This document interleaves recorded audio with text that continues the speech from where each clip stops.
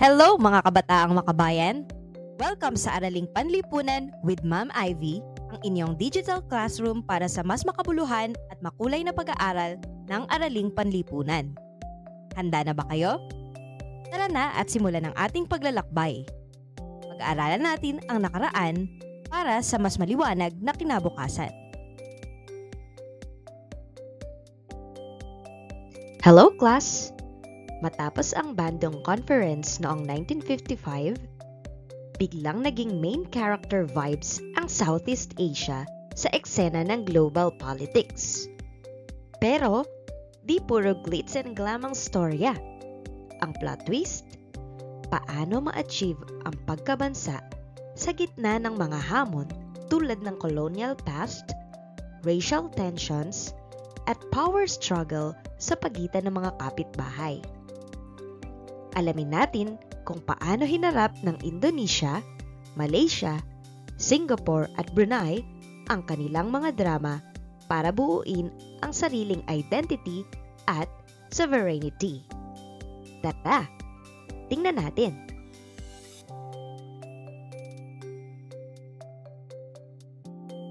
Focus tayo. Ito ang goals natin today. Aalamin natin kung paano kinaya ng Indonesia, Malaysia, Singapore at Brunei ang mga hamon sa pagkabansa matapos ang Bandung Conference. Bakit importante? Dahil dito nag-ugat ang mga power moves nila para ma-define ang identity at independence nila sa pangkapuluang Southeast Asia. Ready na ba kayong i-unpack ang history? Let's go! Kasi learning is slaying!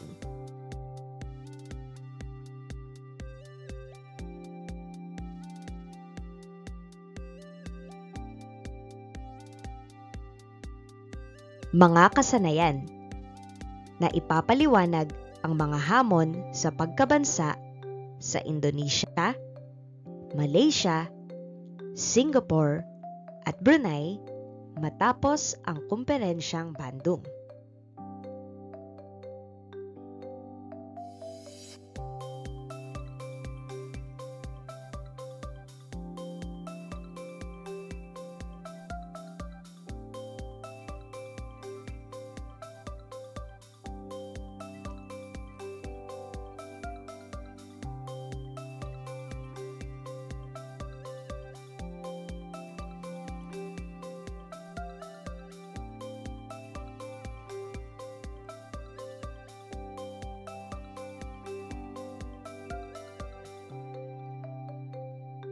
Okay class, review time na. So let's make this quick pero solid. Balikan natin yung mga key moves ng Indonesia, Malaysia, Singapore at Brunei pagkatapos ng Bandung Conference. Ano ang mga naging challenges nila? Paano nila na-slay ang pagiging independent na bansa? At bakit relevant to sa vibes ng Southeast Asia today? So recap na tayo at mag-level up sa knowledge. Let's go!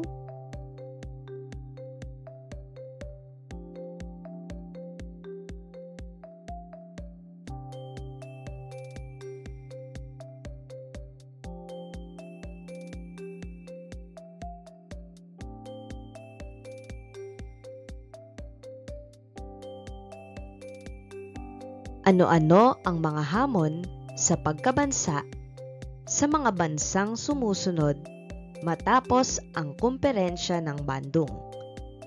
Ilagay at isulat sa sagutang papel.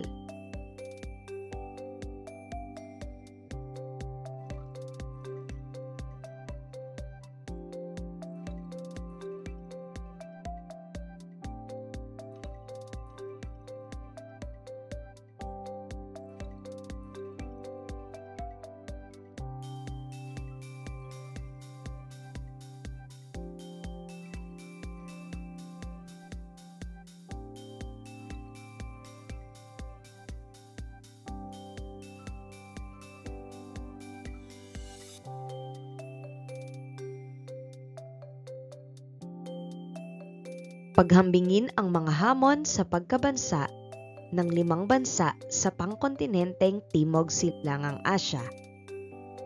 Ilagay ang pagkakapareho at pagkakaiba.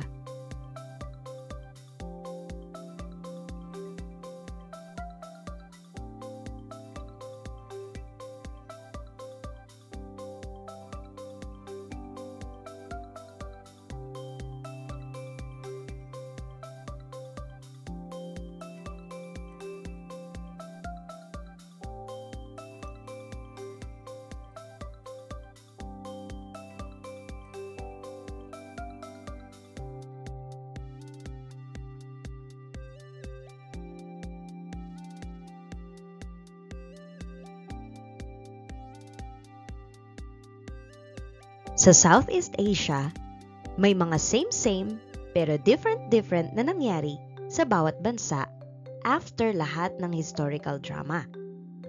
Parang group project. May shared struggles, pero kanya-kanyang diskarte at outcome. So today, i-breakdown natin ang pagkakapareho at pagkakaiba ng epekto ng mga pangyayari sa bawat bansa. Una, lahat ng bansa ay tumutol sa kolonyalismo at imperialismo. Ikalawa, pinalakas ang nasyonalismo at sariling soberanya.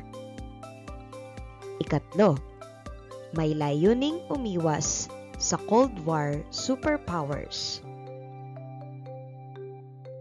Game na to, besh! Simulan na natin ang usapan kasi ang dami nating chika-worthy na matututunan today. Let's dive in, slay this topic, at patunayan na kaya nating mag-level up. Tara, let's go!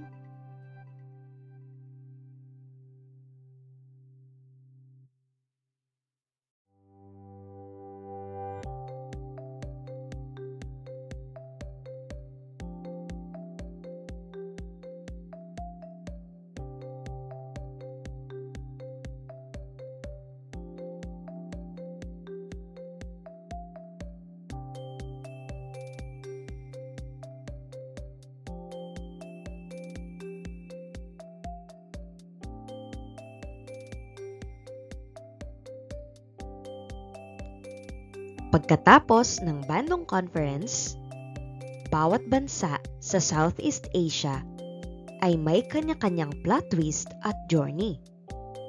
Some went for independence goals, while others had to deal with internal drama at meron ding nag-struggle sa power dynamics. Pero lahat sila, same energy sa hangarin na mahanap ang sariling identity. Ready na ba kayong ichika kung ano ang pinagdaanan ng mga yan? Let's get into it! At narito ang mga karanasan ng bawat bansa pagkatapos ng Kumperensyang Bandung. Sa Indonesia ay pinangunahan ang kilusang Singapore. Itinaguyod ang pagiging neutral at nagtatag ng matatag na ekonomiya sa kabila ng tensyon sa rehiyon. Brunei, na natiling kolonya ng Britanya, ngunit nagsimula ang hakbang tungo sa sariling pamamahala at soberanya. Alright class, bago tayo mag-dive in, pause muna kasi may mga juicy questions tayong kailangan sagutin para mas gets natin ang ganap. Ready na ba kayo sa pamprosesong tanong na magpapa-level up sa discussion natin? Here we go! Let's think, analyze, and slay. Ano ang naging epekto ng Kumperensya ng Bandung sa mga bansang kasapi sa pangkapuluang Timog Silangang Asya pagdating sa kanilang relasyon sa isa't isa? Ang sagot? Naging daan ang Kumperensya ng Bandung para sa mas malapit na ugnayan ng mga bansang pangkapuluan Paano natugunan ng mga bansa sa pangkapuluang Timog Silangang Asya ang mga hamon na umusbong matapos ang kumperensya ng Bandung? Ang sagot? Tinugunan nila ang hamon ng pagkakaisa sa pamamagitan ng pagtatatag ng mga regional organizations tulad ng ASEAN at pagpapalakas ng ekonomiya at pagtutulungan upang mapanatili ang kapayapaan at kalayaan mula sa impluwensya ng mga makapangyarihang bansa.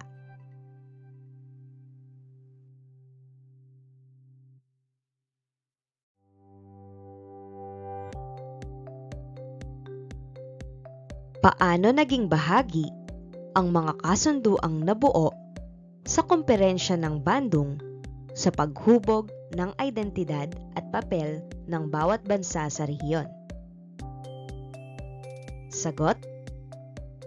Pinagtibay ng mga kasunduan ang kanilang kolektibong pagkilala bilang mga bansang may sariling soberanya at nagbigay diin sa pagkakapantay-pantay at nagpatibay ng kanilang papel bilang aktibong tagapagtaguyod ng neutralidad at kapayapaan sa pandaigdigang komunidad.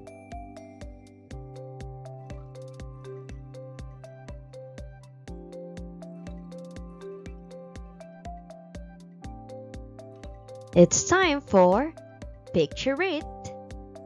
Paano kaya nila na-handle ang mga hamon at paano nagbago ang plot nila? Ready na ba kayong i-visualize to at alamin ang mga juicy deets? Let's go! Hatiin ang klase sa 3 grupo at ipaliwanag kung ano ang nakikita sa larawan. Gamitin ang mga gabay na salita sa kahon at magsaliksik upang mapunan ng detalye ang pagsasalaysay.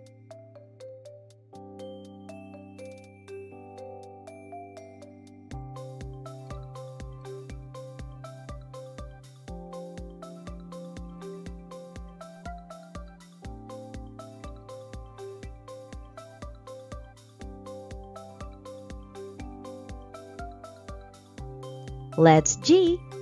Hands-on mode muna tayo ngayon. Kailangan natin mas feel at mas experience ang pinagdaanan ng Southeast Asia after the Bandung Conference. Ready na bang mag-explore? Kasi ito na ang moment natin para mag-level up sa knowledge. Let's make it happen!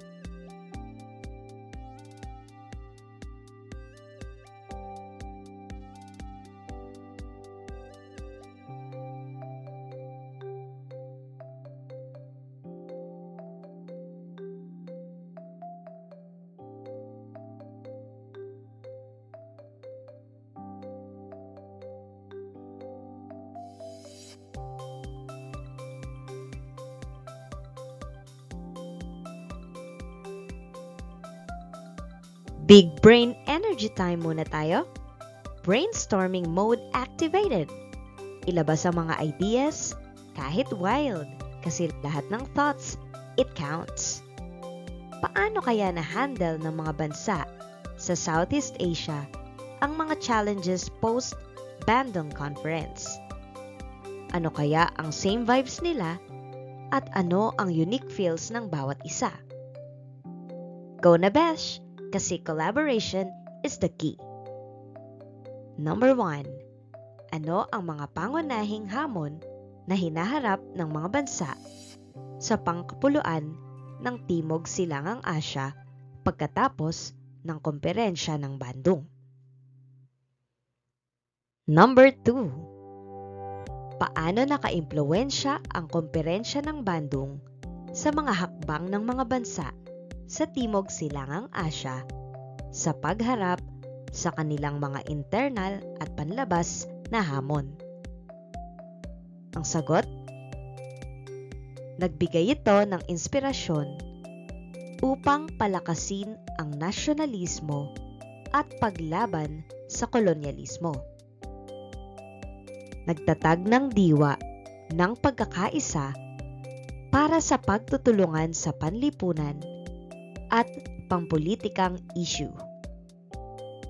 Naging daan para sa mga bansang magbuo ng mga estratehiya para manatiling neutral sa gitna ng Cold War. Number 3. Paano nagbago ang mga bansa sa Timog Silangang Asya sa kanilang sariling pambansang identidad at pagkakakilanlan pagkatapos ng komperensya ng Bandung? Ang sagot, itinaas ang pagpapahalaga sa sariling wika, kultura, at kasaysayan. Nabuo ang mas matibay na kolektibong pagkakakilanlan bilang mga bansang nagsusulong ng kalayaan at soberanya. Naging masigla ang pagsulong ng mga patakaran para sa pagkilala ng sariling nasyon. Number 4. Ano ang mga hakbang na ginawa ng mga bansa sa Timog Silangang Asya sa kanilang sariling pambansang identidad at pagkakakilanlan pagkatapos ng komperensya ng Bandung? Ang sagot, ang pagsulong ng edukasyon na nakatuon sa lokal na kasaysayan at kultura, pagpapalakas ng sariling ekonomiya upang maging mas independyente mula sa dayuhang impluwensya, pagtataguyod ng mga patakaran para sa pag-iingat ng pambansang tradisyon at sining. Number 5.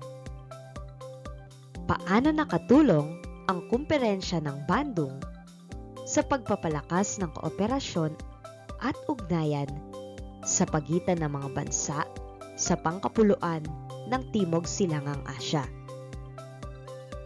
Ang sagot, naging tulay ito sa pagbabahaginan ng ideya at karanasan sa paglaban sa kolonyalismo. Lumakas ang kanilang diplomatikong relasyon sa pamamagitan ng pagkakaisa para sa mga layunin ng rehiyon. Nagtulak ito sa pagtatatag ng ASEAN na naglayong palakasin ang kooperasyon sa ekonomiya, seguridad. Let's explore! Tara, alamin natin to ng mas malalim. May mga hidden gems pa tayong matutuklasan tungkol sa mga bansa sa Southeast Asia after the Bandung Conference.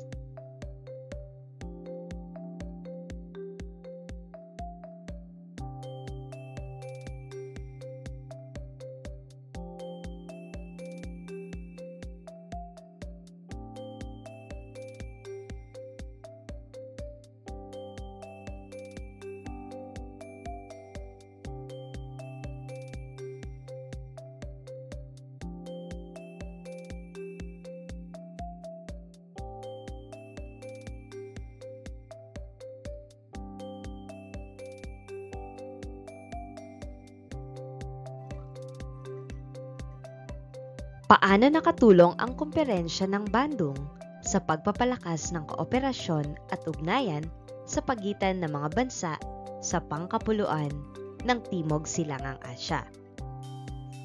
So, dito ay may kanya-kanya silang journey after the Bandung Conference. Example, sa Indonesia, nagsimula ang matinding independence battle. Malaysia, nag-move on from colonial rule to unity struggles. Singapore, nag-build ng sarili nilang power after separation. At ang Brunei, chill na nag-focus sa independence. So, paano nga ba nila hinarap ang mga challenges? Ready na ba kayong malaman ang mga epic moves nila? Let's go! Indonesia. Isa sa mga hamon ay ang suliraning pang-ekonomiya at panlipunan. Mga karanasan. Nakakuha ng inspirasyon mula sa kumperensya ng Bandung para sa pagpapalakas ng pambansang identidad at soberanya matapos ang pakikibaka laban sa kolonyalismong Olandes.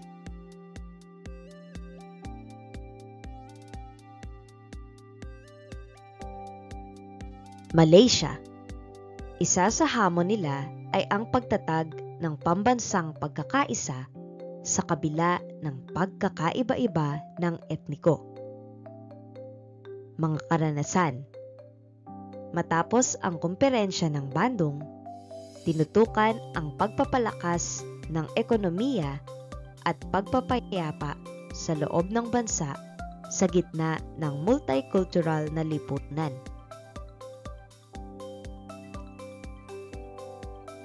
Isa sa mga hamon ng Singapore ay ang pagkontrol sa populasyon at mga issue sa multiculturalismo.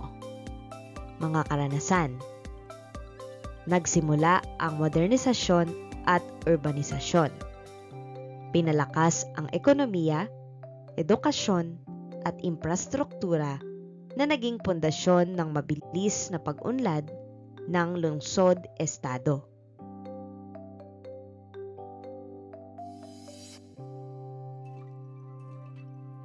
Brunei. Isa sa hamon ng Brunei ay ang pamamahala at pagsusulong ng pantay-pantay na kaunlaran. Mga karanasan. Nakakuha ng inspirasyon para sa kasarinlan mula sa kolonyalismong Briton. Pinalago ang ekonomiya sa pamamagitan ng sektor ng langis at gas, ngunit hinamon ng mga issue sa pamamahala.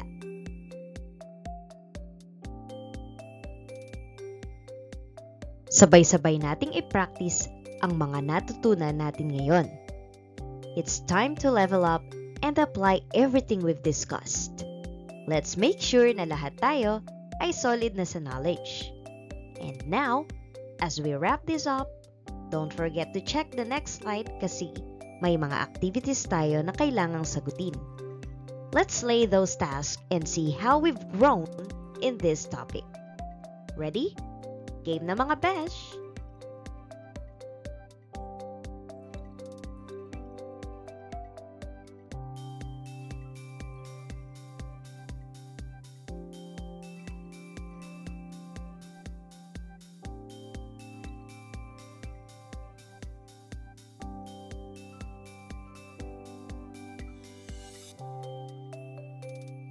So class, talk show vibes muna tayo ngayon. Welcome sa Usap Panayam.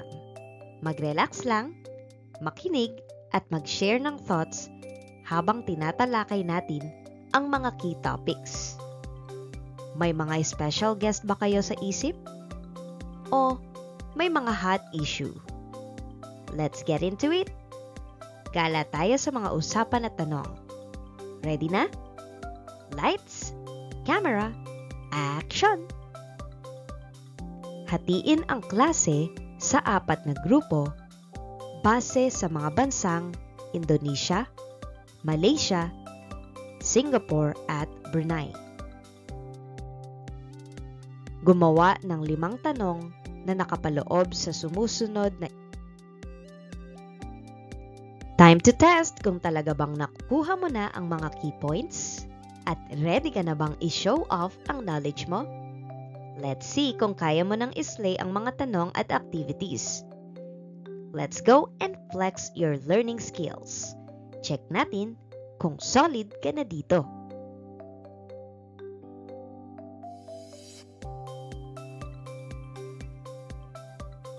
Paghahambing. Ilahad ang pagkakatulad at pagkakaiba ng mga pamamaraan ng pagtamo ng kasarinlan sa pagitan ng sumusunod na bansa: Indonesia, Myanmar, Singapore, at Brunei.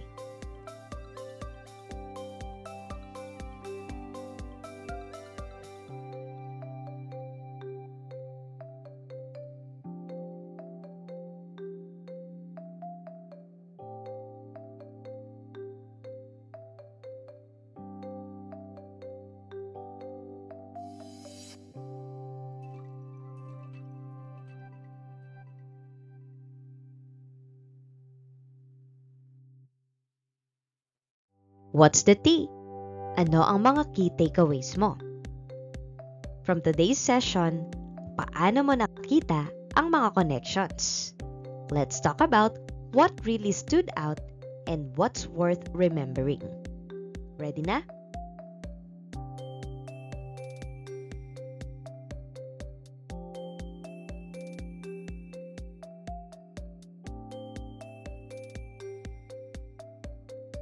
Refleksyon. Ilahad ang iyong sariling pananaw batay sa iyong natutuhan sa aralin. Isulat ang pahayag sa loob ng bawat kahon.